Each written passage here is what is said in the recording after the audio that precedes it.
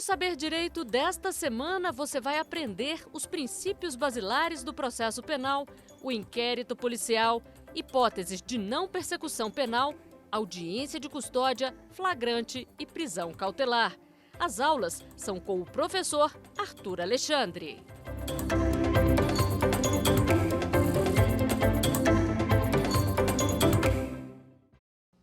Olá, meu nome é Arthur, sou professor de Direito Penal e Direito Processual Penal.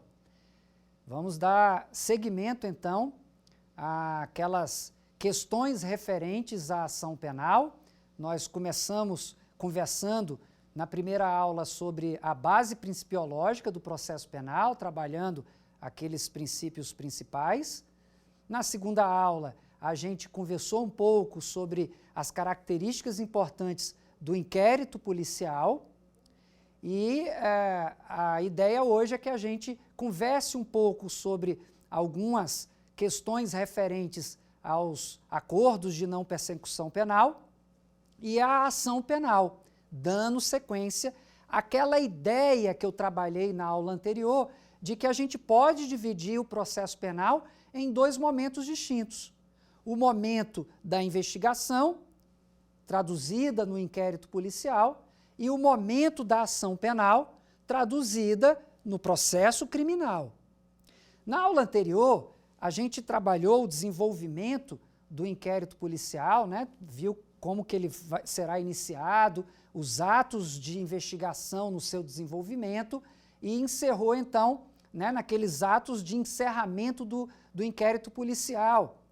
Lembrando que esse inquérito, quando ele é finalizado, ele vai ser encaminhado com o relatório final da autoridade policial para o Ministério Público, e o Ministério Público tem três caminhos. O primeiro caminho, se ele tiver ali todos os elementos de autoria e de materialidade, aqueles elementos de condições da ação, né, de viabilidade da ação penal, ele oferece a denúncia. Se ele não tiver e compreender que não tem ali elementos para o oferecimento da denúncia, ele vai requerer o arquivamento, o requerimento que depois será a possibilidade de ser, então, ratificado pelo magistrado numa decisão de arquivamento. Ou ele pode ainda, faltando alguma diligência para ser realizada, requerer, então, que essas diligências aconteçam baixando o processo para novas diligências imprescindíveis para o oferecimento da denúncia. Esse segundo momento que a gente vai tratar hoje diz respeito ao inquérito policial finalizado e que trouxe, de fato, elementos para o Ministério Público, de fato, oferecer a denúncia, ou seja, aqueles elementos que concluem pela autoria e materialidade e trazem no conjunto ali daquilo que foi investigado as condições efetivas para uma ação penal. E aí é dentro desse contexto que a gente começa, então, a tratar da ação penal. A ação penal, ela vai ser iniciada a partir do oferecimento da denúncia. Mas existem alguns mecanismos legais que prevêem a possibilidade, trazem a possibilidade de um acordo entre o acusado e o órgão da acusação, o Ministério Público, numa ação pública, ou o querelante, numa ação privada.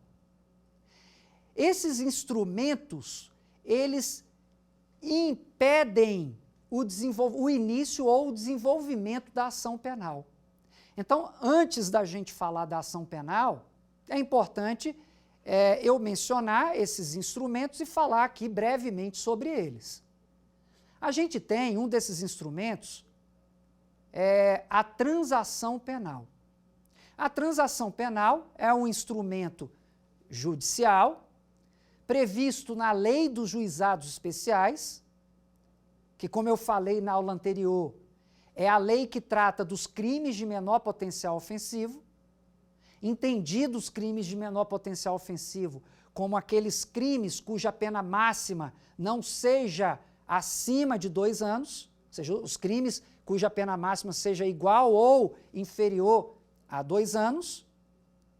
E para esses crimes, se o acusado, ainda investigado, ele preenche os requisitos da lei, ele terá, então, a possibilidade do Ministério Público, antes mesmo de oferecer a denúncia, ofertar a proposta de transação penal.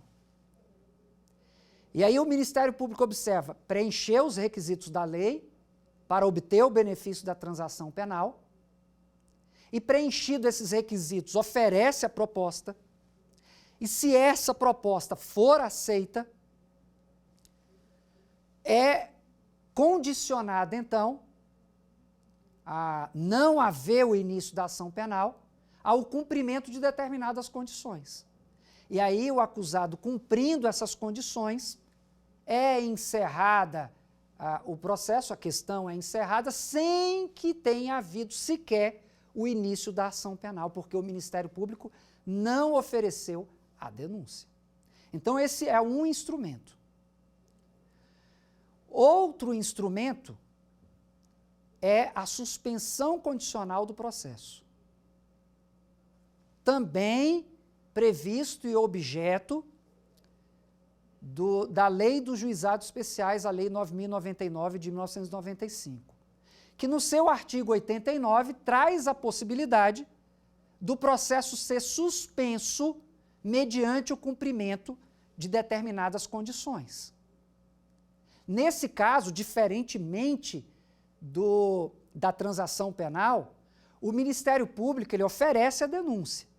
Veja que lá na transação penal, a proposta foi oferecida ao investigado antes do oferecimento da denúncia. No caso da suspensão condicional do processo, o Ministério Público oferece a denúncia. E ao oferecer a denúncia, ele faz a proposta, oferta a proposta de suspensão condicional do processo. E aí o acusado precisa preencher também determinados requisitos para ter direito a essa proposta de suspensão condicional do processo. Um desses requisitos, um requisito objetivo, é o requisito da pena. A pena mínima não pode ser superior a 1 ano.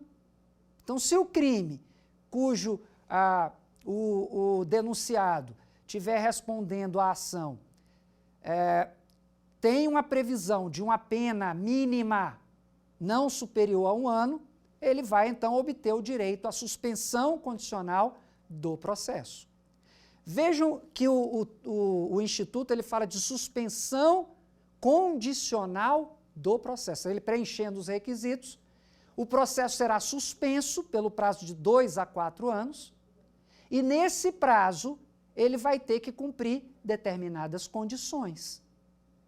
Passou-se o prazo do período de prova, esses 2 a 4 anos, cumpridas as condições impostas pelo juiz, pelo Ministério Público, as imposições legais e as imposições judiciais, o processo é encerrado, é arquivado, sem que se tenha, então, o julgamento do mérito.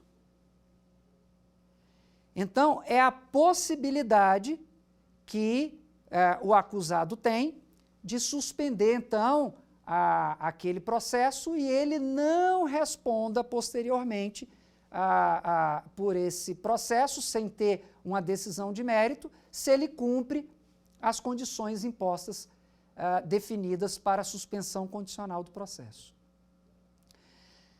Então, a gente tem a possibilidade da transação, tem a possibilidade da suspensão condicional do processo, ambos institutos previstos na Lei dos Juizados Especiais, a Lei 9.099 de 1995, e a gente tem hoje um terceiro instrumento de não persecução penal, que é o instrumento do acordo de não persecução penal. Esse acordo de não persecução penal, ele foi introduzido agora no início de 2020, pelo pacote anticrime. Esse dispositivo em especial não foi suspenso por força de decisão liminar do Supremo Tribunal Federal, como eu me referi em aulas anteriores, suspendeu a eficácia de alguns dispositivos que alteraram o Código de Processo Penal no pacote anticrime. Esse, em especial, ele já está vigindo, não foi uma dessas hipóteses suspensas. E aí o acordo de não persecução penal está previsto no artigo 28A do Código de Processo Penal, e que traz também, da mesma forma que a transação penal e a suspensão condicional do processo, traz requisitos que, se forem cumpridos pelo réu,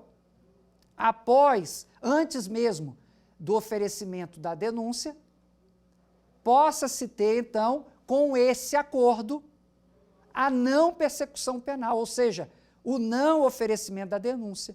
A ação penal não seria necessária. Preencheu os requisitos da lei, cumpriu as condições impostas. Esses requisitos eles são mais amplos do que os da transação e da suspensão condicional do processo. Cumpridos esses requisitos, é então oferecido o benefício e que, se cumprida então as condições impostas, o processo não se iniciará. Não terá denúncia e não terá início do processo. Então, compreendida essas hipóteses que levam à não persecução criminal, ou seja, ao não desenvolvimento do processo penal, vamos compreender, então, a dinâmica da ação penal.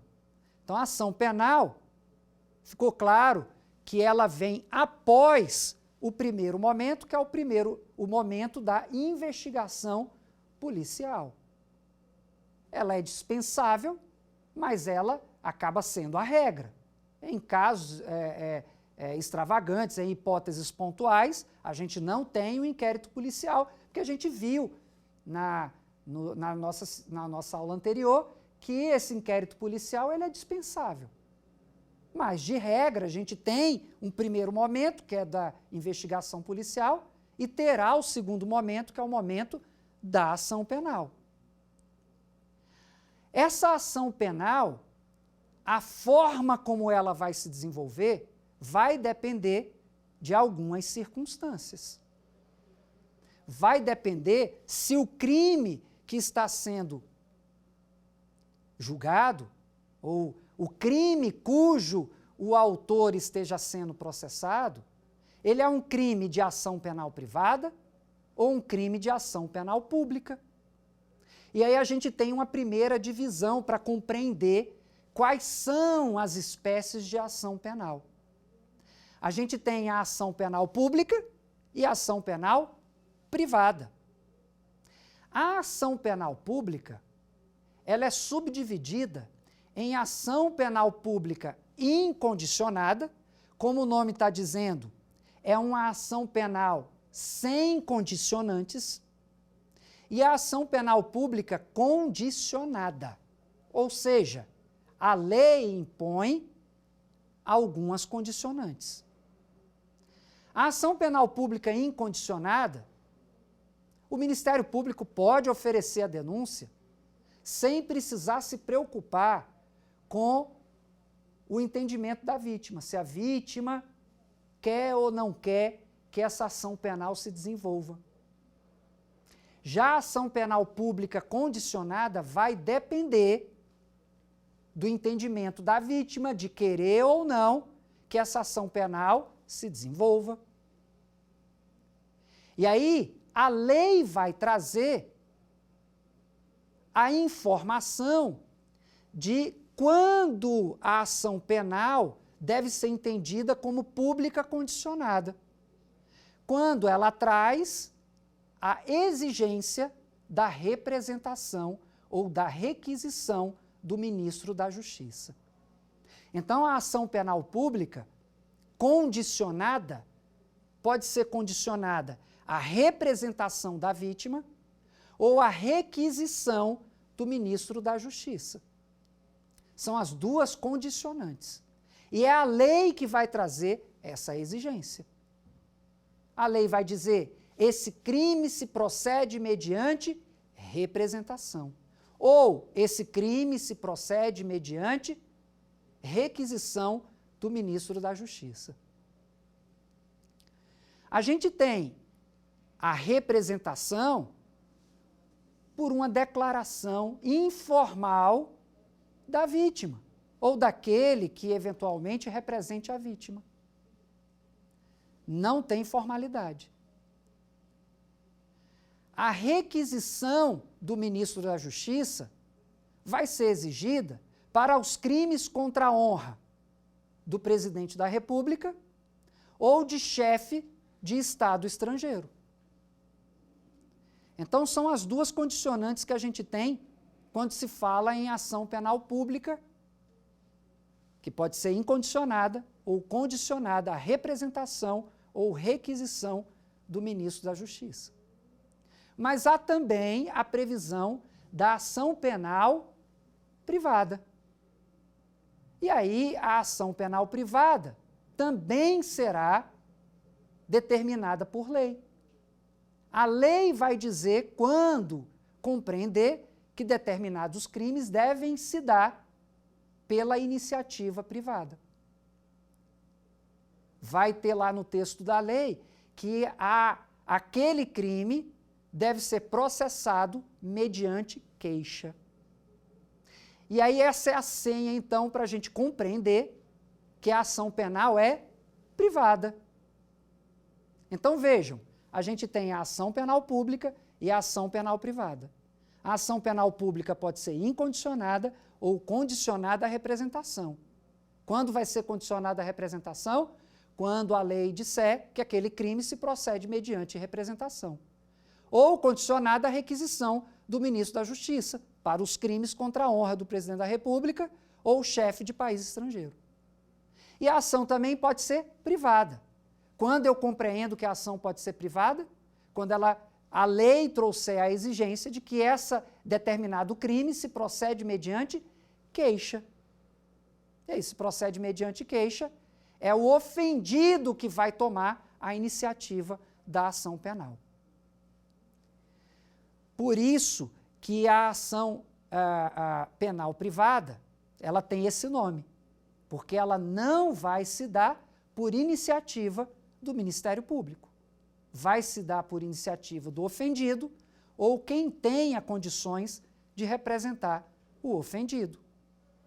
Para a ação penal pública, seja ela incondicionada ou condicionada, a representação ou a requisição do ministro da Justiça, nós teremos a possibilidade, cumprindo os requisitos da lei, do Ministério Público, o autor da ação penal pública, oferecer a denúncia.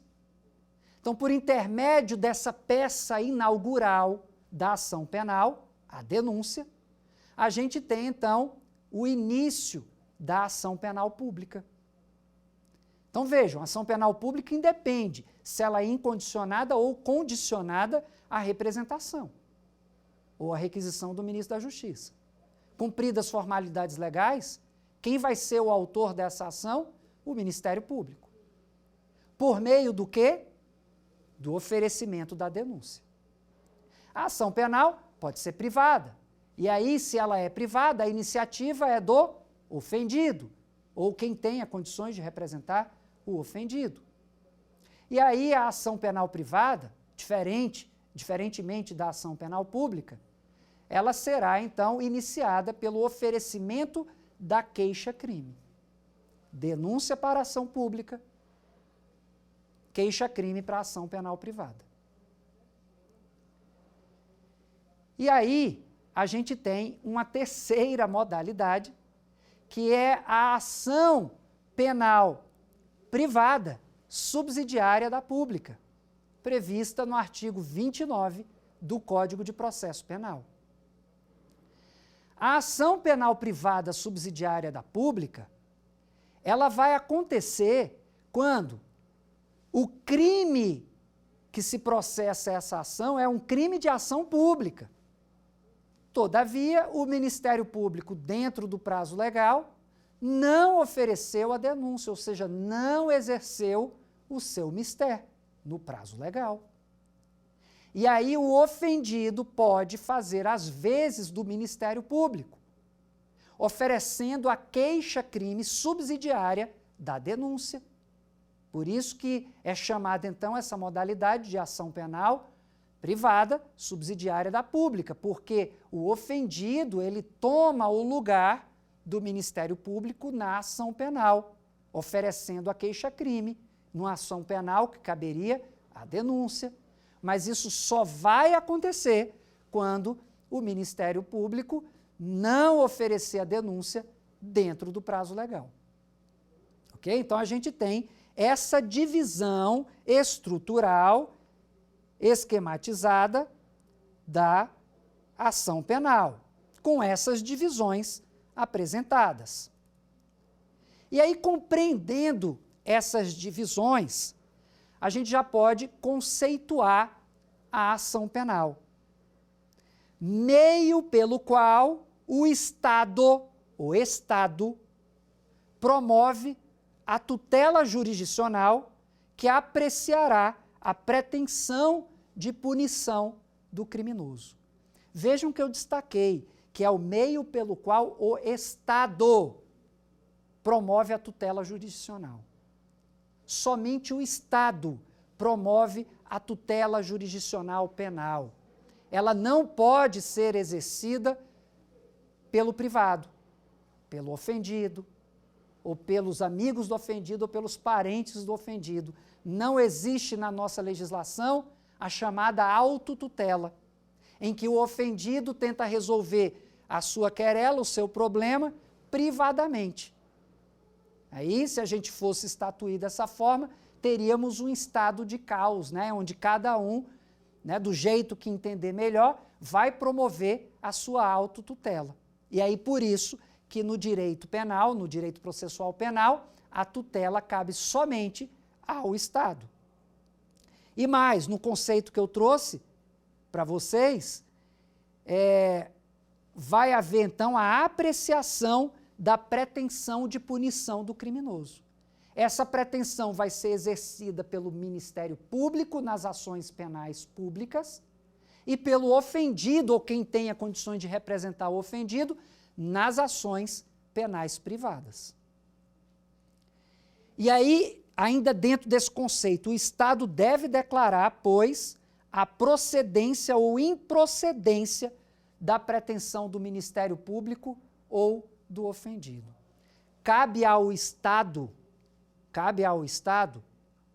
ao final do processo penal, dessa ação penal, do desenvolvimento dessa ação penal, concluir se aquela pretensão da acusação imposta na denúncia, ou prevista na denúncia, ou prevista na queixa-crime, ela corresponde à possibilidade de punição ou não do acusado.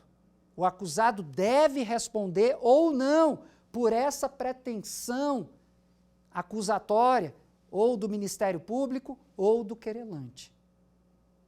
E aí a ação penal vai se desenvolver com esse objetivo, de formar a convicção do magistrado no sentido de condenar ou no sentido de absolver. Dentro dessa ideia, foram construídas, então, algumas condições da ação penal, que é o chamada condições para o regular exercício do direito de ação. E aí, eu elenquei aqui algumas condições, ou as condições importantes para que se tenha um regular desenvolvimento da ação penal. Primeiro, o interesse. É necessário que a ação penal traga interesse social ou interesse para a resolução dos conflitos da esfera criminal. E aí o interesse é subdividido pelo interesse necessidade, ou seja, a ação penal é o meio necessário para se chegar à responsabilização criminal, e o interesse utilidade, ou seja, eu vou obter um resultado prático, útil, com essa ação penal? Então, interesse é a primeira característica. Segunda característica é a característica ou a condição da legitimidade, ativa e passiva. Essa ação penal, ela está sendo promovida ativamente pela parte adequada, por isso, legitimidade de parte. Se é uma ação penal pública, é o Ministério Público que está ingressando com a ação, não sendo o caso de ação penal privada subsidiária da pública, o Ministério Público é quem tem essa autorização. Do lado da ação privada, é o ofendido ou aquele quem tenha condições de representá-lo, que está oferecendo a queixa-crime, que está dando início a essa ação penal privada? Então é necessário observar a legitimidade do polo ativo. Da mesma forma, deve-se observar a legitimidade do polo passivo. Por exemplo, no polo passivo, figurando como réu, eu tenho um agente que praticou uma conduta criminosa e esse agente é capaz, é maior de idade. Se não for, não teremos a legitimidade, porque o menor de idade não tem legitimidade passiva para figurar numa ação penal. O menor de idade, ele é processado pelas suas condutas antinormativas na vara da infância e da adolescência, não na vara criminal, pelos seus atos infracionais. Outra condição para que exista a ação penal, a possibilidade jurídica do pedido. Isso tem relação com a previsão legal.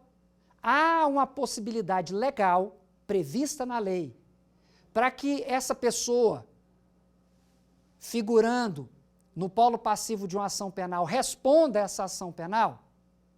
A lei traz essa previsão de que a conduta praticada por essa pessoa é uma conduta criminosa. Ok, a possibilidade jurídica estaria satisfeita então. E por último, dentro desses requisitos mínimos para a existência da ação penal, temos então a justa causa. O que seria a justa causa?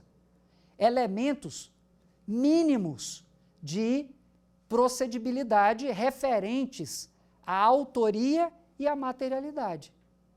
Ou seja, eu tenho a prova de que o crime aconteceu, essa é a chamada prova da materialidade.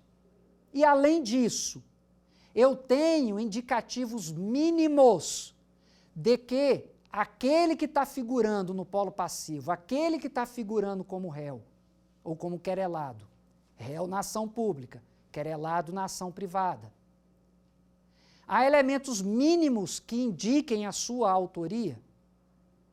Então, essa é a chamada justa causa. Vejam, eu tenho que preencher todas essas condições para que a ação se viabilize. Se eu não preencho essas condições, a ação não se viabilizaria. E aí, eu separei aqui algumas características importantes de cada uma dessas ações penais. Primeiro, a ação penal pública. Como eu já havia adiantado para vocês, a iniciativa pertence ao Estado, por meio da denúncia. A ação penal pública pode ser incondicionada, essa é a regra geral. Eu digo que é a regra geral, por quê? Porque a grande possibilidade de condutas criminosas serão de ação penal pública incondicionada. A lei não traz nenhum tipo de requisito de procedibilidade para que a ação penal aconteça. Se a lei trouxer, aí eu tenho uma ação penal pública condicionada. Mas a grande maioria dos crimes previstos no nosso ordenamento jurídico penal é de crimes de ação penal pública incondicionada. É a regra geral. A ação penal pública, como eu já adiantei também, pode ser pública condicionada. Ou seja, há uma condição especial para o exercício da ação penal. E essa ação penal pública condicionada pode ser condicionada à representação, que é uma manifestação inequívoca que o ofendido quer ver iniciada a ação penal, e a ação penal condicionada à requisição do ministro da Justiça, que acontece ou há essa possibilidade nos crimes contra a honra do presidente da República. Com relação à ação privada, na ação penal privada, diferentemente da ação penal pública, a iniciativa é do ofendido. E essa iniciativa vai se dar por meio da queixa-crime.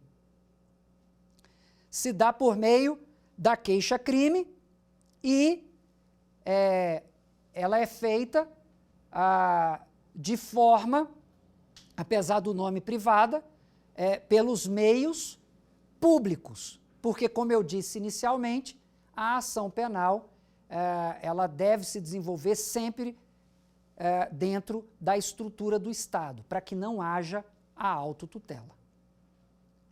E aí, com essas informações gerais sobre a ação penal, seja ela pública, seja ela privada, a gente conclui, então, esses estudos iniciais referentes à ação penal e podemos, então, já a partir de agora, apresentar o nosso quiz, as perguntas, para que vocês tenham a compreensão se conseguiram adquirir aí um pouco de informação a respeito desse assunto.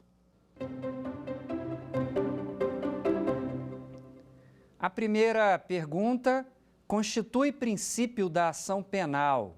Letra A, oportunidade. Letra B, disponibilidade. Letra C, oficialidade. E letra D, transcendência. Nesse ponto, então, é necessário que a gente faça aí alguns esclarecimentos, algumas considerações a respeito dos princípios da ação penal. São princípios específicos do processo penal, mas referentes exclusivamente à ação penal.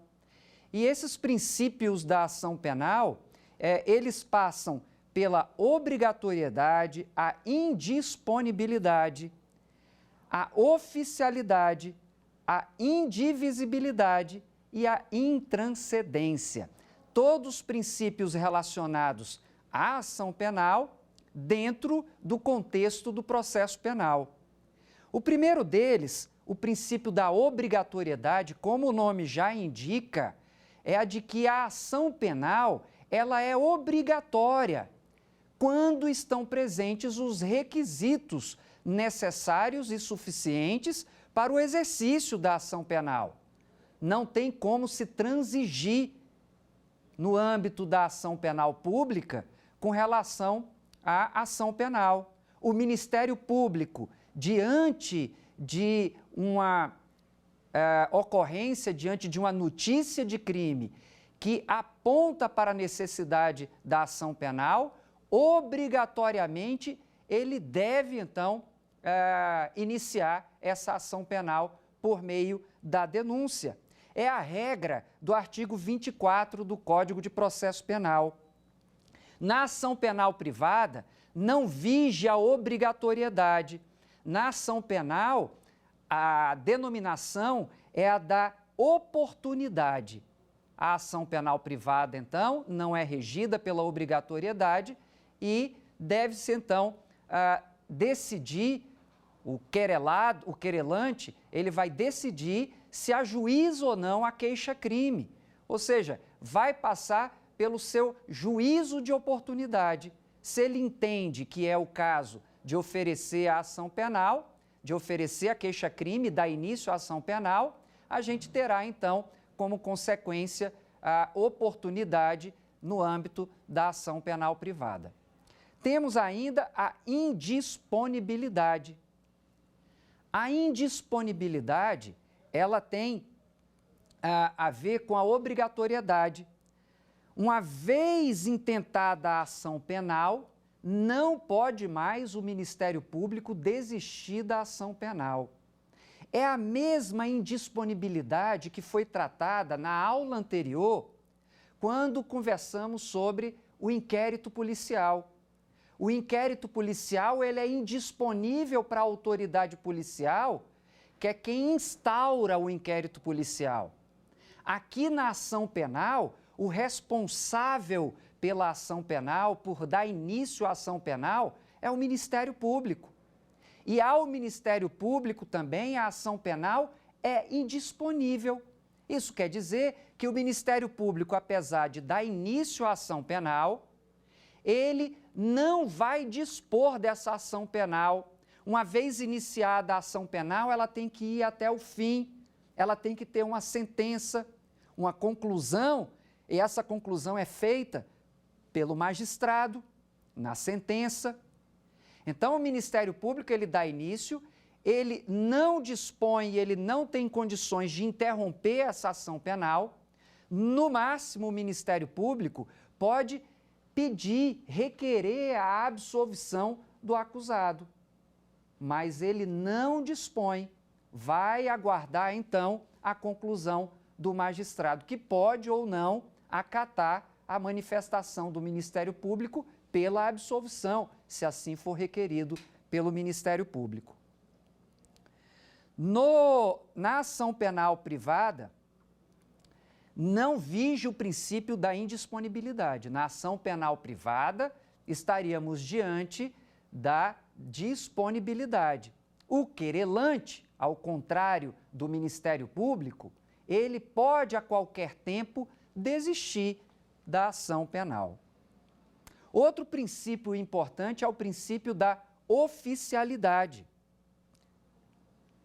A promoção da ação penal cabe exclusivamente ao Ministério Público, regra estatuída na Constituição Federal, no seu artigo 129, que define, então, as atribuições, ou traz ali o escopo das atribuições do Ministério Público, entre elas, a promoção da ação penal pública. Então, a ação penal pública ela é regida pela oficialidade, ao passo que na ação penal privada nós não teremos a adequação à oficialidade. Por quê? Porque não é a competência do Ministério Público. Na ação penal privada, vige então a ideia de que o particular, o ofendido, é quem vai promover a ação. E aí não aplicaríamos, no caso da ação penal privada, o princípio da oficialidade. Temos ainda, dentro desse contexto principiológico, o princípio da indivisibilidade. O princípio da indivisibilidade quer dizer, como o nome já sugere, que não se pode dividir a ação penal para os envolvidos. Ou seja, se eu tiver 2 envolvidos, 3, 4 envolvidos, é necessário que a ação penal ela se refira a todos os envolvidos. Eu não posso escolher quem será réu ou quem será querelado, seja na ação penal pública, seja na ação penal privada. É necessário e obrigatório que tanto o Ministério Público quanto o querelante, Ministério Público na ação pública, querelante na ação penal privada, ajuize a ação criminal, requerendo a responsabilização pela conduta ilícita praticada para todos os envolvidos. No caso da ação penal pública, para todos os réus. No caso da ação penal privada, para todos os querelados. Não pode haver a divisão.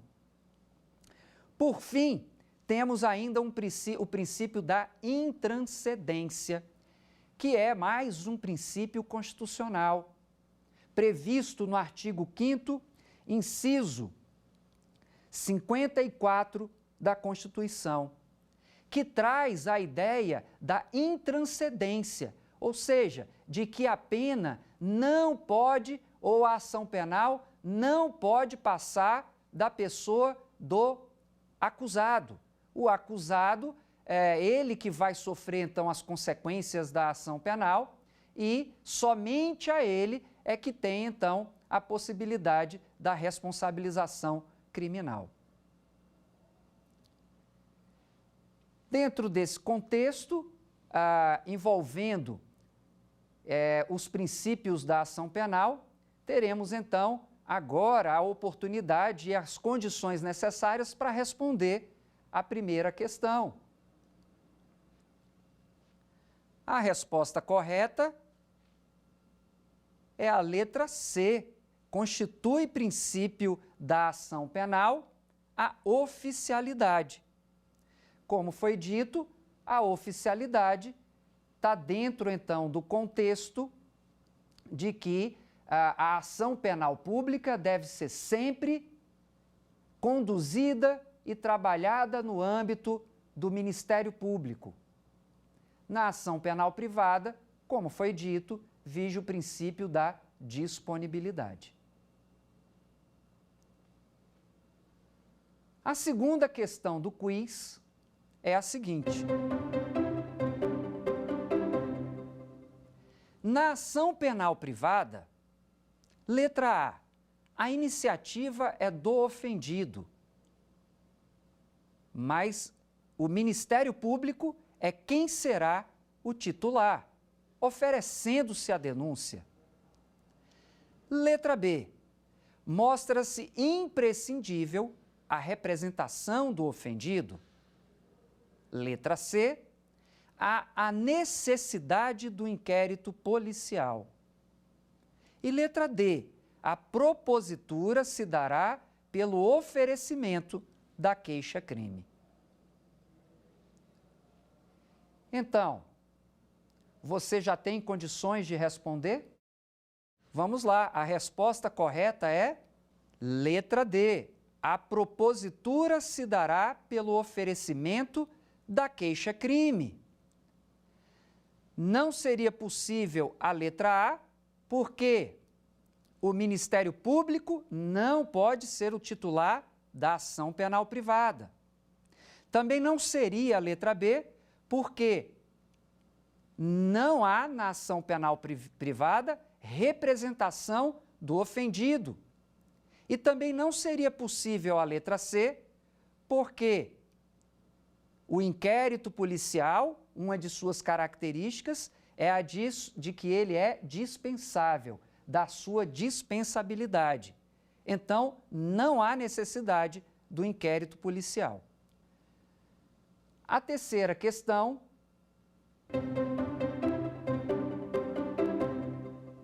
constitui requisito da transação penal.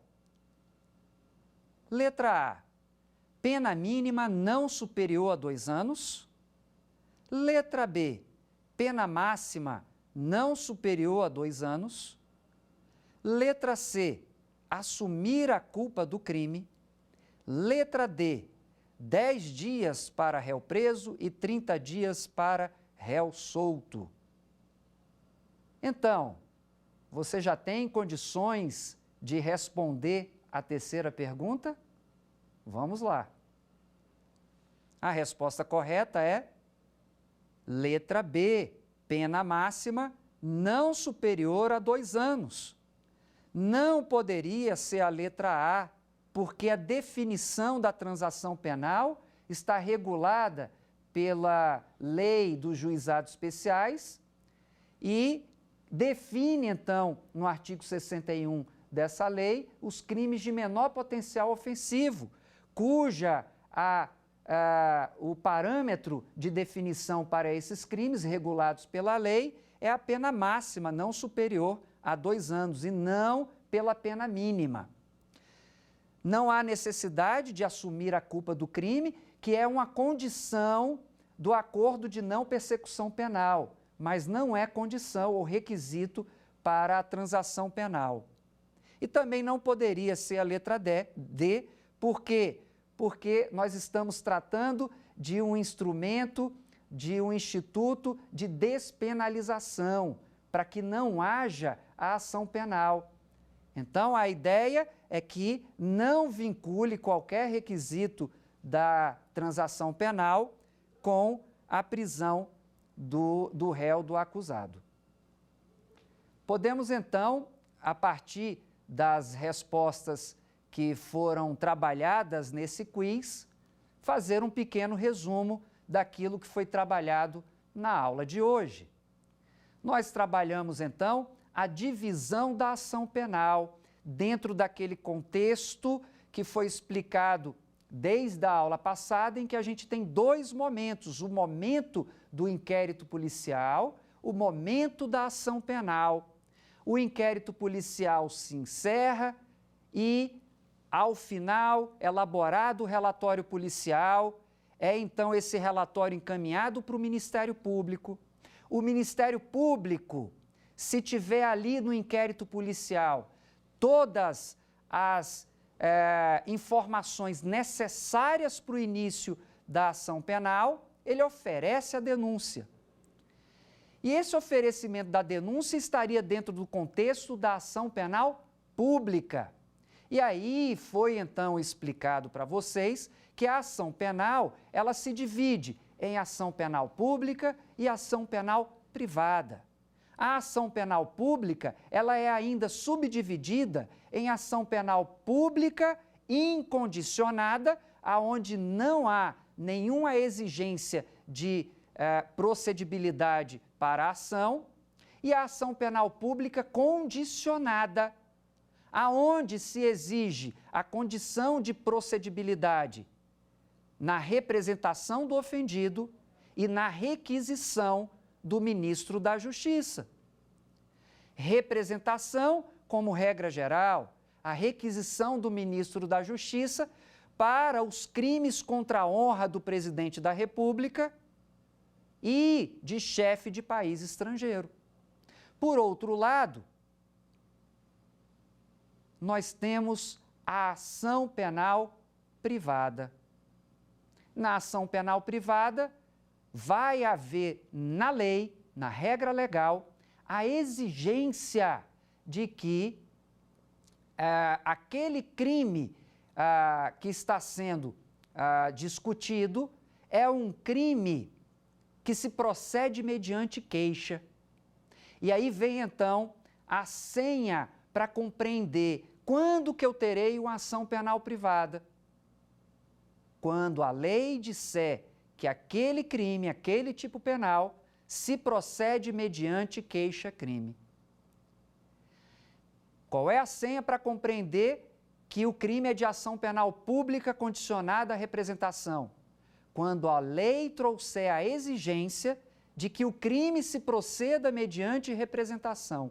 E por último, quando que se compreende que um crime é de ação penal pública e incondicionada?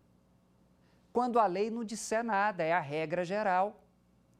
Então, nós compreendemos essa divisão da ação penal entre pública e privada e as suas subdivisões, e a gente compreendeu a partir disso as características de cada ação penal e os princípios que regem essa ação penal.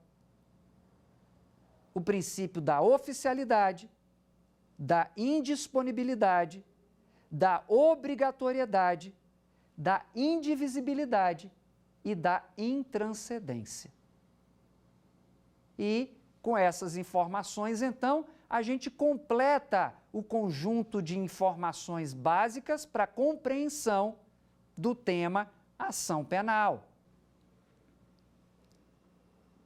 Então, na próxima aula, nós trabalharemos toda a estrutura das medidas cautelares, ou pelo menos aqueles principais pontos envolvendo as prisões cautelares. Vamos discutir o contexto da audiência de custódia, que acontece no âmbito da prisão em flagrante, aonde a gente verifica as hipóteses que geram a possibilidade da liberdade provisória ou da conversão dessa prisão em flagrante em prisão preventiva, ou até, diante de uma ilegalidade na prisão, da possibilidade de relaxamento da prisão. Estudaremos as características próprias de cada uma das prisões cautelares, a prisão em flagrante, a prisão preventiva e a prisão temporária. Verificaremos as características, os requisitos para que cada uma dessas prisões aconteça e as características de cada uma dessas prisões. Na prisão em flagrante, verificaremos então essa transição do flagrante para a audiência de custódia. E na audiência de custódia, uma das possibilidades é a conversão do flagrante em prisão preventiva. Ocorrendo a prisão preventiva, trabalharemos então os requisitos e as características dessa prisão. E trabalharemos também os requisitos e características da prisão temporária.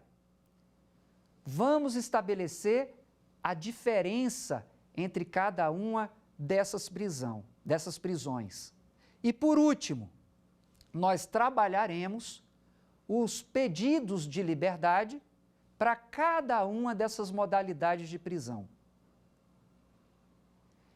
Temos a possibilidade de relaxamento da prisão, temos a possibilidade do requerimento de revogação da prisão preventiva, requerimento da prisão temporária, e temos também ainda a possibilidade e a hipótese do habeas corpus. Em que contexto nós aplicaremos esses instrumentos de liberdade em cada uma das prisões trabalhadas? E aí, dentro desse conjunto de informações, a gente terá trabalhado, então, todo o caminhar inicial do processo penal. Lembrem-se que a gente veio lá desde a estrutura principiológica, passando, então, pelo inquérito policial e suas características, a ação penal com as suas características, e a gente, então, começa o desenvolvimento desse importante instituto do processo penal, que são as prisões e os institutos, os instrumentos de liberdade. Fechando, então, esse conjunto de informações iniciais referentes ao processo penal.